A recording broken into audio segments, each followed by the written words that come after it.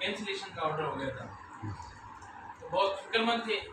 बात चल रही थी, सीआईडी के लोग भी बैठे हुए थे, तो कहा कि आपके इस इजलास में कितने लोग आएंगे 31 आपको दिया। उन्होंने कहा कि वही 20-25 हज़ार लोग आएंगे। और उन्होंने कहा 20-25 हज़ार कैसे आएंगे, इस आपकी जमीयत उलमा हिंद में राजस्थान में 70,000 तो प्राइमरी मेंबर है, 70,000 मेंबर हैं आपके, और ये जमीयत उलमा हिंद का इजलास आम है, और ये आपका 33वां, इससे पहले 32 इजलास आम हुए हैं।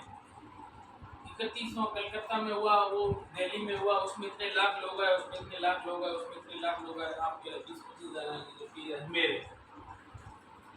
कहने का मतलब ये कि उनके पास पूरा डाटा रहता है, पूरा आंकड़ा रहता है कि किस संगठन के पास कितनी ताकत है, कितने लोग हैं। तो हमारी भी कोशिश, हमारी क़यादत की भी कोशिश ये है कि जितने ज़्यादा मेंबर होंगे इतनी जमीयत मजबूत होगी।